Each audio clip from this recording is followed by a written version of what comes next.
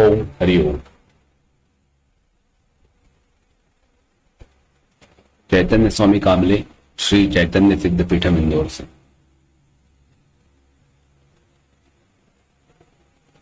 कुछ दिन पहले पितृदोष के बारे में एक वीडियो बनाया था और बताया था आपको पितृदोष क्या होता है और इसके लक्षण क्या है, कालसर्प दोष क्या है, इसके लक्षण क्या है। क्योंकि पत्रिका जो देखेगा, देखना आती वो बता पाएगा कि ये काल दोष है, पितृदोष है। लेकिन यदि पत्रिका नहीं हो किसी की तो क्या करें। तो इस समय जो है लक्षण ही एकमात्र ऐसा विकल्प है जो हमें बता सकते हैं कि ये दोष है या नहीं।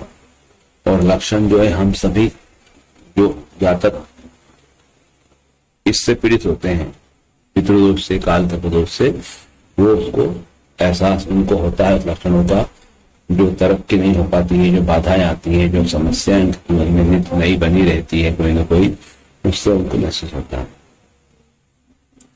तो उसके बारे में ज्यादा विस्तार से नहीं बताएंगे क्योंकि पहले बता चुके हैं। उसमें हमने पितृदोष पे एक छोटा सा उपाय बताया था करने के लिए, कारगर उपाय कहा था, और उपाय बता नहीं पाए थे समय अभाव के कारण।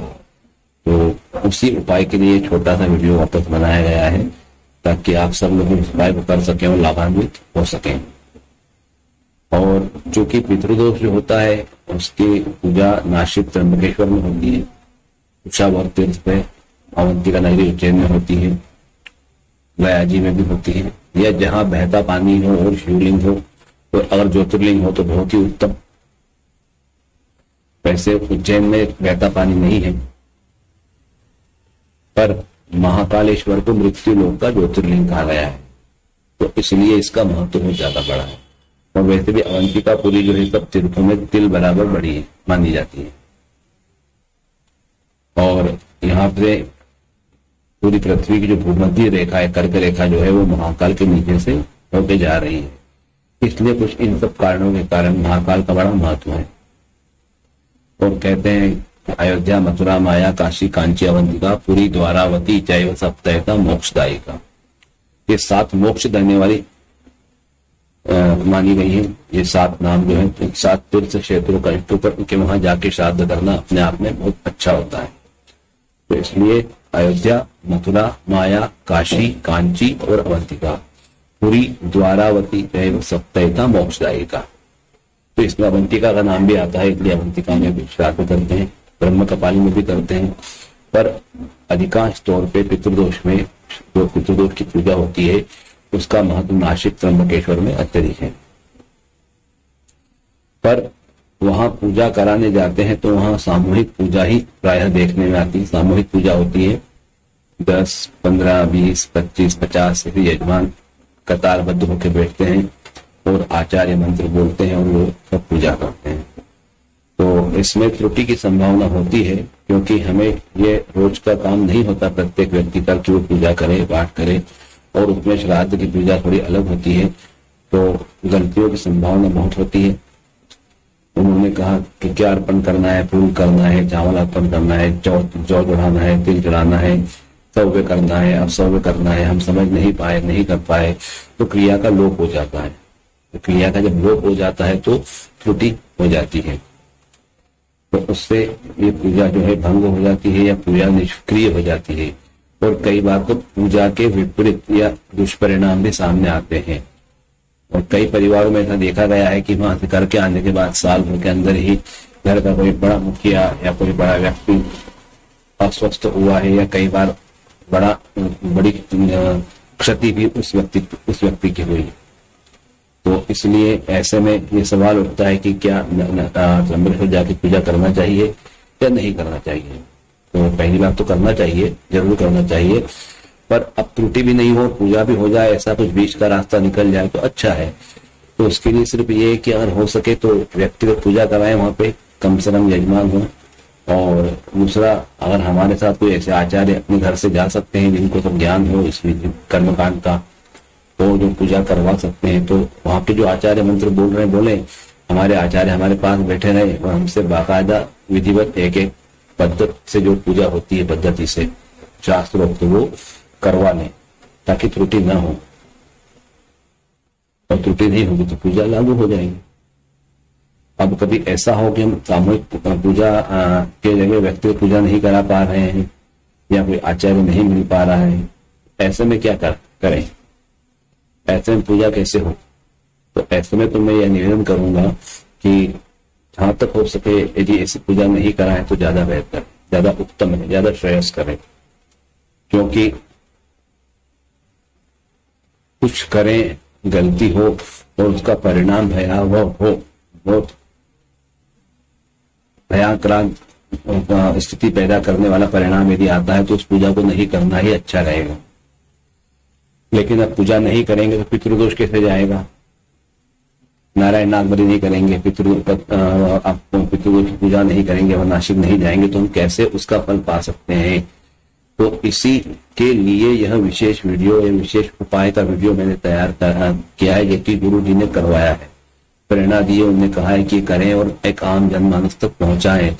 तो कृपया आप सबसे निवेदन है करबद्ध कि इस वीडियो को देखें और इसको पूरा देखें और ये उपाय को समझें और इस उपाय को करें। और ये हमारा व्यक्तिगत अनुभव है और हमारे आए यहाँ भक्तों का अनुभव है कि इस विधान को करने के बाद काफी हद तक जो है पितृदोष से मुक्ति मिली है, प्रेत दोष से मुक्ति मिली है और काल तत्व दोष से भी मुक्ति मिली है। मतलब ये जो 3 दोष है अलग अलग, इन सबका एक ही उपाय में काम हुआ है और इसको करने से बहुत राहत मिली, बहुत फर्क मिला है, बहुत अच्छा लगा, लोगों को आराम हुआ है, उनकी समस्याएं बहुत हद तक हल हुई है। तो ये उपाय आप करें, बस ये कि उपाय को गंभीरता से करना है, जो विधि है, जो विधान है उसके हिसाब से करना है, तो तुरंत फल देने वाला उपाय है। अब उपाय को क्या करना है, कैसे करना है, ये आप एक बार देख लीजिए, समझ लीजिए। इसमें हमको शिव की पूजा करना है, किसी भी शिवलिंग की पूजा करना है। पर इस उपाय में जो उपाय का जो कालावधि है वो है 21 सोमवार। 21 सोमवार का एक चक्र है और ऐसे एक चक्र करना है, उसके बाद एक चक्र होने के बाद दूसरा चक्र, ऐसे करते करते कम से कम 7 चक्र करना है। 7 पीढ़ियों तक के इसमें पितृदोष, कालसर्प दोष या प्रेत श्राप, प्रेत दोष, प्रेत पीड़ा जो होती है, अज्ञात अदृश्य शक्तियों की जो पीड़ा होती है, उससे मुक्ति मिलती है। तो इसलिए 7 चक्र करना अनिवार्य है। इससे आप चाहे तो एक चक्र करें, एक चक्र के अंदर आपको आराम मिलता है, आपको अच्छा लगता है तो आप आगे बढ़ा सकते हैं, और नहीं बढ़ाएंगे तो एक चक्र पे भी आप इसको रोक सकते हैं, समापन कर सकते हैं, इसमें कोई दो राय नहीं है और कोई इसका नकारात्मक नहीं है, कोई दुष्परिणाम नहीं मिलेगा, कोई आपको इसका साइड इफेक्ट नहीं है। एक चक्र करें और उसको रोक दें। लेकिन यदि पूरा परिणाम चाहते हैं तो 7 चक्र करना अच्छा रहेगा, उत्तम रहेगा। और यदि लगातार 7 चक्र हो जाते हैं तो बहुत ही अच्छी बात है। या फिर एक चक्र करें 6 महीने, साल भर बाद, जब अपना समय उपयुक्त लगे आपको, आप कर सकते हैं। सब आपकी परिस्थितियां अनुकूल है तो वापस कर सकते हैं, उठा सकते हैं इसको। ऐसे करके 7 चक्र कर सकते हैं। पर वो 7 चक्र में जो गैप होगा उसका जो है परिणाम पे प्रभाव पड़ेगा कुछ, इसलिए अगर सतत हो जाता है, लगातार हो जाते हैं तो बहुत अच्छा है। अब करना क्या है वो देख लीजिए। 21 सोमवार का ये विधान है, शिव जी की पूजा है और इसमें लगने वाली सामग्री बहुत ही सामान्य सामग्री है, जो सहज रूप से हर प्रकार के व्यक्ति को उपलब्ध हो सकती है। मतलब इसमें पैसे की या हैसियत की या ऐसी कोई दुर्लभ वस्तु नहीं है जो कि आप नहीं ले सकते। गरीब से गरीब व्यक्ति भी और अमीर से अमीर व्यक्ति भी इसको कर सकता है। ये इसकी विशेषता है। मतलब हर व्यक्ति को अधिकार ईश्वर ने दिया है कि आप अपने दुखों को काट सकते हो इस पूजा के माध्यम से। यदि प्रेत दोष है, पितृदोष है, काल सर्प दोष है तो करना क्या है देखिए। सामग्री लेना है इसमें आपको 1 मुट्ठी गेहूं, 1 मुट्ठी गेहूं लेना है, 1 श्रीफल लेना है जो अच्छा हो, मतलब चोटी उसकी पूरी हो, टूटा हुआ नहीं हो, खंडित नहीं हो। 1 श्रीफल लेना है, 1 मुट्ठी गेहूं लेना है। तो कोशिश करें कि गेहूं पे अच्छे हो, डंकी नहीं हो, ननोरे वाले गेहूं या सड़े गले नहीं हो, अच्छी क्वालिटी गेहूं हो तो अच्छा है। 1 मुट्ठी गेहूं, 1 श्रीफल और 1 सिक्का। अब सिक्का 1 रुपए का भी ले सकते हैं आप, 2 रुपए का ले सकते हैं, 5 का ले सकते हैं या 10 का ले सकते हैं। सिक्का चाहिए। ये 3 वस्तु को लेना है। सोमवार को जाना है किसी शिवालय में, शिव मंदिर में, वहां जाके बैठना है और श्री राम जय राम ये 15 अक्षरी मंत्र है जो शिव जी के सामने जप करना है।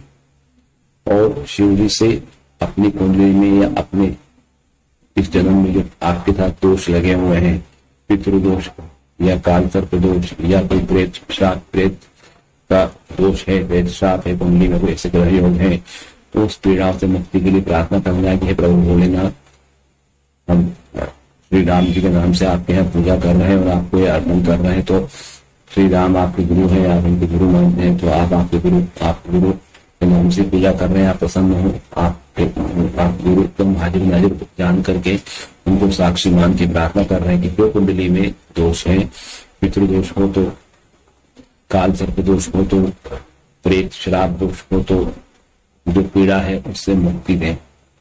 राहु केतु ग्रहों की पीड़ा हो तो उससे मुक्ति दें, शनि की पीड़ा हो तो उससे मुक्ति दें, ऐसे उनसे सूर्य की पीड़ा हो तो उससे मुक्ति दें। ऐसे उनसे प्रार्थना करके ग्रह पीड़ा हो या प्रेत दोष की पीड़ा हो उससे मुक्ति दें।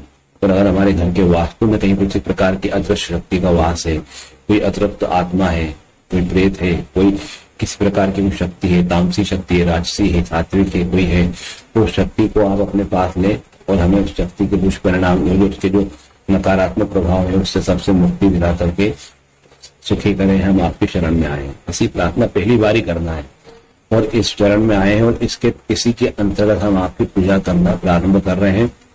तो ये पूजा करवाने वाले भी आप हैं। नियम इसके आप करवा ले हमसे, हम नहीं कर सकते, हमारे में ताकत नहीं है, शक्ति नहीं है। और हम और प्रयास करना है कि जिस समय पहले सोमवार को आप शिवालय जाते हैं उसी समय हर सोमवार को शिवालय जाए।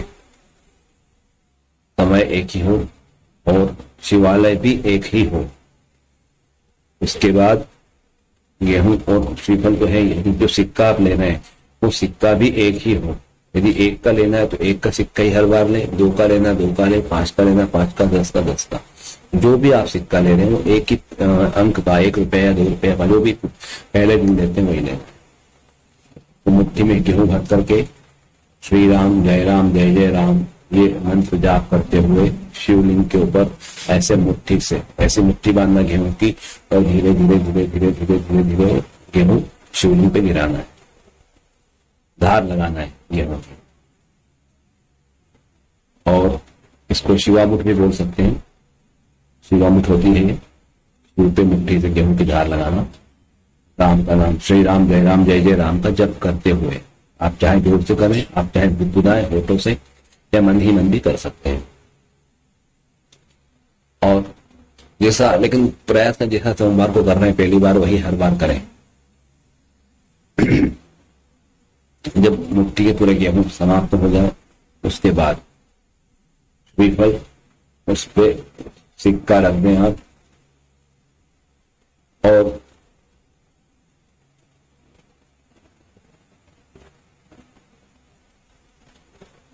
यदि तीव्र प्रभाव चाहते हैं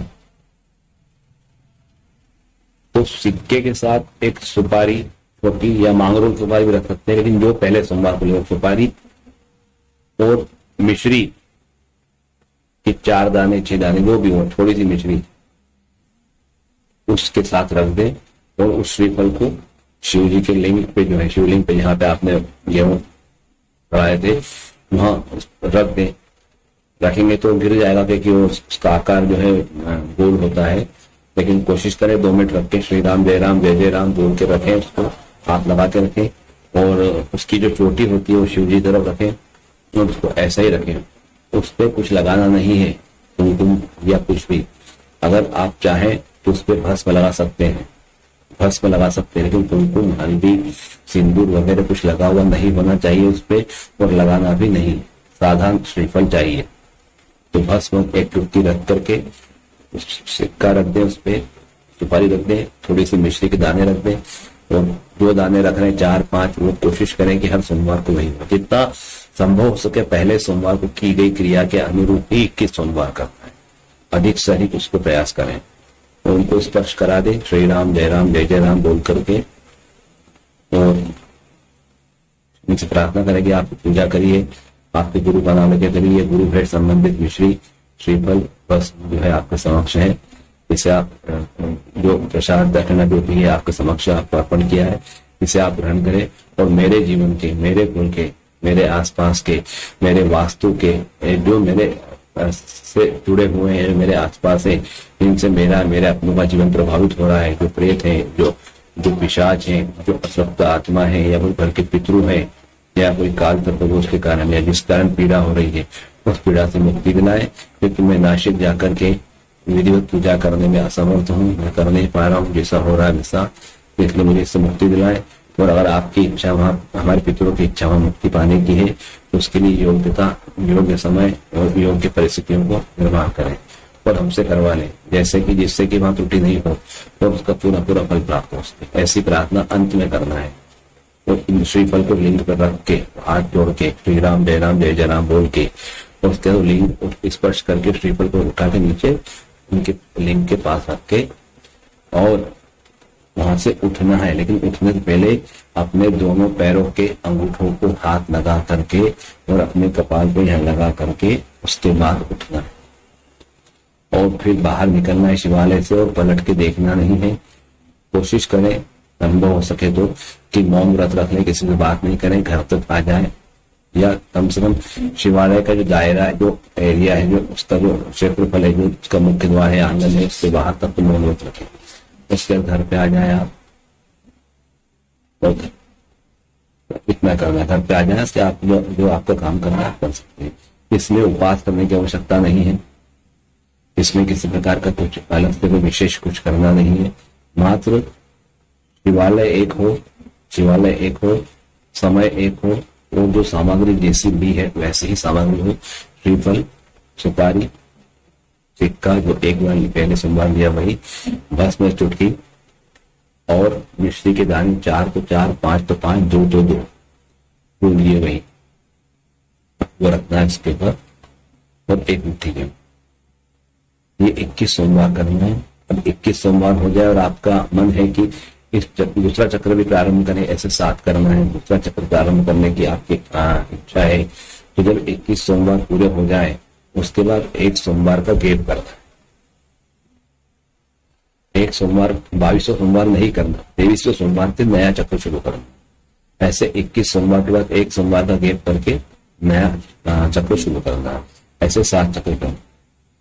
ये 7 चक्र करते करते आपको ऐसा अनुभव आएगा कि बहुत से रास्ते खुलने लग गए, मनोनुकूल स्थिति बन गई। जो हम सोच रहे नहीं हो पा रहा है, नहीं हो पाएगा, वो होने लगा। आपका प्रगति हुई, मूल्यांकन हुआ, आपका प्रमोशन हुआ, जॉब लग गई, संतान उत्पत्ति में बाधाएं वो दूर हो गई, कर्जे दूर होने लगे, आवक बढ़ने लगी, घर में जो बीमारी का जो घर था बीमारी कम होने लगी, या जिनको इलाज नहीं हो पा रहा, डॉक्टर की दवाई लागू नहीं हो पा रही, दवाई लागू हो गई, धीरे धीरे अनुकूल परिस्थितियां होने लग जाएगी। तो इस बच्चों की शिक्षण या जो पढ़ाई है उसमें अच्छा प्रभाव परिणाम आने लगा। ये सब बातें जो है होने लगेंगी। जो आपस में कटुता थी, रिश्तों में, परिवार में अशांति थी, कलह थी, वो दूर हो गई। और इसके साथ साथ कई संकेत आपको सामने आने लगेंगे, कुछ आपके पितरों की जानकारी आने लगेगी। अगर आपकी पत्रिका नहीं, जन्म तारीख समय नहीं, तो उसके बारे में कुछ पता चलने लगेगा। या कई बार तो ऐसा भी अनुभव आया कि पितृ सपने में आके भी बात कर बताते हैं कि हमारी मुक्ति ऐसी होगी, वैसी होगी, है हमारा काम रह गया है, फलाना हमने किसी को वचन दिया था वो पूरा नहीं करा, इसलिए हम तकलीफ में, हमको ये इस आत्मा ने तकलीफ दी है, वो आत्मा लेके गई है, हमारी मुक्ति कराओ। हमारी मुक्ति कहाँ होगी, कैसे होगी? या पितरों के आशीर्वाद से कुछ प्रॉपर्टी के पेपर कहीं रखे मिल जाते हैं, कहीं कुछ लॉकर कहीं कुछ रखा है वो मिल जाता है, कहीं कुछ छुपी हुई चीजें मिल जाती है, शेयर्स मिल जाते हैं। बहुत सी बातें जो उलझने हैं पितरों की, जो सौदे नहीं हो रहे हैं, पैतृक संपत्ति के इससे नहीं हो रहे, वो हो जाते हैं। वो सब चीजें, या कोई शरीर में रोग आ रहा है, किस प्रकार के पितृ आ रहा है, पितृ बताते हैं कि ये शरीर का रोग है, दूर होगा, पितृ सहायता भी करते हैं, उनसे बात भी होती है, संकेत भी मिलते हैं। ये सब चीजें हैं। और अच्छा, पितरों की तिथि मालूम पड़ जाती है कि कौन कब गया था, कब करना है, कैसे गया था, क्या है, वो सब जानकारियां मिल लग जाती है। मतलब परिस्थिति ऐसी अनुकूल हो जाती है कि आपको कैसे इस राह पे आगे बढ़ना है और किस प्रकार से आप विधिवत पितृदोष का निवारण कर सकते हैं, ये सब पता लगने लग जाता है। और ये अपने आप में मील का पत्थर है, क्योंकि अब तक तो कुछ मालूम ही नहीं था करना क्या है, और मालूम था तो भी कर नहीं पा रहे थे। तो उनकी मालूमात मिलना, उनकी माहिती मिलना और उसको करने के लिए अनुकूल परिस्थिति का निर्माण होना, यह मील का पत्थर सिद्ध होता है इस राह के अंदर, इस मार्ग में पितृदोष से मुक्ति के लिए। इसलिए ये प्रयोग अपने आप में अत्यंत दुर्लभ है, अद्वितीय प्रयोग है। क्यों कि ये दिखने में साधारण सा प्रयोग है, लेकिन ये इतना प्रभावशाली है कि जो व्यक्ति करते हैं उनके दिन अपने आप बदलने लग जाते हैं। वो मेरा सबसे निवेदन है कि यदि कोई इस प्रकार की समस्या से ग्रस्त है तो इसे अवश्य करें, और उसके बाद जो भी आपको अनुभव आते हैं, मिलते हैं, अनुभव आते हैं, वो साझा करें, कमेंट करें, व्हाट्सएप करें, बातें करें, और कुछ समस्याओं पूछ सकते हैं आप। चाहे आपकी व्यक्तिगत समस्या भी आप उनसे पूछ सकते हैं। कोई हल नहीं निकल रहा है, कहीं किसी प्रकार से आप पीड़ित हैं, कोई समस्या से आप नहीं बोल पा रहे किसी को, वो बातें भी बता सकते हैं, उसका राह निकल सकते हैं। देखिए, बोलने से ही बात सामने आती है, बोलने से ही बातें मालूम पड़ती है, और बोलने से ही बातें मालूम पड़ने के बाद उस बातों का हल निकलता है। आप घुटते रहेंगे अंदर ही अंदर, मन ही मन में रहेंगे तो उसका हल नहीं निकलेगा, वो सिर्फ आप तक सीमित रहेगी, और संभवतः शायद वो घुटन जो है आपके लिए बहुत घातक सिद्ध हो। तो हम ये बिल्कुल बार बार कहते हैं कि यदि कुछ मन में बात है तो आप बोले, घबराए नहीं, सोचे नहीं, बोले, आपकी बात साझा करें। और अगर आपको लग रहा है गोपनीयता का, तो हमारे सिद्धपीठम, श्री चैतन्य सिद्धपीठम में गोपनीयता सर्वोपरि है। आपकी बात आप और हमारे के अलावा तीसरे तक नहीं जाएगी, गोपनीयता बनी रहेगी, आपकी समस्याओं का निराकरण होगा, उसका हल नहीं होगा। बस ये कि आपको हमारी बातों को फॉलो करना है, जैसा बता रहे वैसा करना है, नियम से रहना है, जो बताया जाए करना है। निश्चित तौर पे आप समस्या से बाहर आएंगे, और ऐसी कोई समस्या नहीं जिसका समाधान नहीं हो सकता। तो आप जो है किसी प्रकार का, कोई आपको काउंसलिंग करवाना है, काउंसलिंग कर सकते हैं, बच्चे के लिए कर सकते हैं, रिलेशनशिप में अगर आप हैं, अगर आपकी शादी नहीं हुई है या शादी के बाद रिलेशनशिप में है, कहीं किसी प्रकार से संबंध आपके हैं और आप कश्मकश में है कि अब क्या करें, किस दो राय पे खड़े हैं, क्या करें, उसके लिए भी करियर काउंसलिंग, पढ़ाई में बच्चा मन नहीं लग रहा है, कौन सा सब्जेक्ट लेना है, क्या करना है, क्या नहीं करना है, कैसे आगे बढ़े, क्या करें, कुछ बहुत सी बातें ऐसी होती है। सर्विस में है, धंधा करना चाहते हैं, जम नहीं पा रहा है, नया धंधा डालते हैं, सब सफल नहीं हो पाते, क्या करें, कहाँ इन्वेस्टमेंट करें, कैसे करें, वो सब बातें। मकान खुद का नहीं बन पा रहा है, ट्रांसफर नहीं हो पा रहा है, प्रमोशन नहीं हो रहा है, पति पत्नी दोनों सरकारी नौकरी में है, एक दूसरी जगह है, दूसरी जगह है, दोनों पास नहीं रह पा रहे हैं, ऐसी समस्या, माता पिता के पास नहीं रह पा रहे हैं, उनकी सेवा नहीं कर पा रहे हैं, या बच्चों के पास नहीं रह पा रहे हैं, ऐसी कोई समस्या हो, कोर्ट कचहरी के मुकदमे हो, केस चल रहे हो, आप मतलब बिल्कुल हार में कगार पे हो, या आपको कई बार आपके पक्ष में सब परिस्थिति होने के बाद भी आपका केस लंबाया जा रहा है, मतलब लंबवत हो रहा है, आगे बढ़ते जा रहा है, आपका निर्णय नहीं हो पा रहा है, परिस्थिति अनुकूल नहीं बन रही है, शत्रु परेशान कर रहे हैं, गुप्त शत्रु परेशान कर रहे हैं, दुकान में, व्यवसाय में आपके आसपास कॉम्पिटिशन बहुत ज्यादा है, आप LIC पॉलिसी दे रहे हैं, बैंक में है, बीमे का काम करते हैं, पब्लिक रिलेशन में है, काम नहीं हो पा रहा है, तो जो ग्राहक नहीं मिल पा रहे हैं, आपके ग्राहक बात मानते नहीं है, समझते नहीं है, या आप कहीं समझा नहीं पा रहे हैं, तो कुछ भी समस्या हो उसके लिए आप संपर्क कर सकते हैं, व्यक्तिगत मार्गदर्शन ले सकते हैं। और आप चाहें, अगर आप इंटरेस्ट रहते हैं, रुचि रखते हैं, तो छोटी से छोटी अल्पावधि की साधनाएं, छोटे छोटे प्रयोग खुद के भी हैं, बड़ी साधनाएं भी हैं, जो आप करके अपने व्यक्तित्व को अच्छे से अच्छे प्रकार से निखार सकते हैं। ऐसा हो जाए कि आपकी बात लोग सुने, आपकी बात को महत्व दें, और आपकी बात को समझ करके आपके जो तरक्की में आपको सहायता करें। ये सब संभव है यदि आप चाहें, पर इसके लिए आपको संपर्क करना होगा, और जो हमारा शुल्क है वो देख करके अपनी साधनाएं, अपने सुझाव लेना होंगे और आगे बढ़ना। कतई जरूरी नहीं पत्रिका है या नहीं है, पत्रिका है तो भी, नहीं है तो भी, न्यूमरोलॉजी से, एस्ट्रोलॉजी से, वास्तु दोष से, किसी प्रकार से कोई समस्या हो, आपके कर्सम से, सामुद्रिक शास्त्र से, बॉडी लैंग्वेज से, जिससे भी चाहे आपकी समस्या का हल निकल सकता है।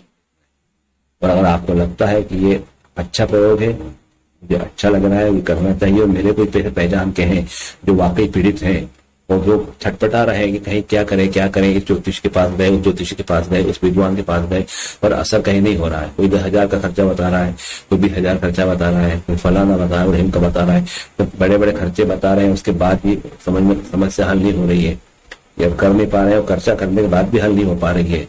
तो प्लीज प्लीज प्लीज एक बार इस प्रयोग को करके अनुभव लें। लाखों रुपए के खर्चे एक तरफ, और ये कुछ 5-50 रुपए का जो खर्चा हर सोमवार का आपका है वो एक तरफ।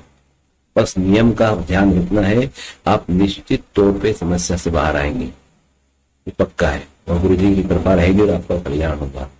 तो आप कर सकते हैं। और आपको लग रहा है कि किसी को कोई बात पहुंचाना है तो इसको आप सब्सक्राइब कर सकते हैं, इसको शेयर कर सकते हैं, इसको लाइक कर सकते हैं। यदि आप चाहते हैं कि ये बात अधिक लोगों तक पहुंचे, तो आप पीड़ित हैं तो आप करें, और आपके कोई साथ के हैं तो उनको करने को, उनके लिए पहुंचाएं, उनको भेजें कि आप करो।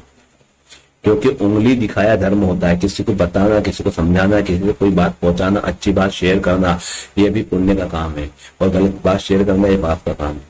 तो ये अगर शेयर करते हैं, पहुंचाते हैं, सब्सक्राइब करते हैं, लोगों को अगर अच्छा अनुभव आता है, उनके कष्ट निवारण होते हैं, तो उनकी आत्मा के आशीर्वाद, उनकी दुआ, उनके पुण्य का एक हिस्सा आपको निश्चित तौर पे मिलेगा। तो ये घर बैठे पुण्य कमाने का साधन है, बिना कुछ करे। एक सब्सक्राइब करा, लाइक करा, शेयर कर दिया, पहुंचा दिया, काम हो गया। तो और आप चाहे तो कर सकते हैं, मैं इतना ही कहूंगा। और यदि और ऐसे आपको वीडियो से आपकी समस्या है, उस पर वीडियो चाहते हैं देखना, तो आप जरूर शेयर करें, लिंक में आप कमेंट करें हमारे, उसको देख करके हम बताएं, व्हाट्सएप करें, और गुरु जी से प्रार्थना करेंगे, गुरु जी हमसे अच्छे अच्छे वीडियो बनवाएंगे और सबका कल्याण होगा। सर्वे भवन्तु सुखिनः, सर्वे सन्तु निरामया, ये गुरु जी का हमारा महावाक्य है, उनका प्रिय वाक्य है। इसी साथ में संपन्न कर रहा हूँ। चैतन्य स्वामी कामले, श्री चैतन्य सिद्धपीठम इंदौर से। हमारा मोबाइल नंबर है 9303691134। ओम हरिओम।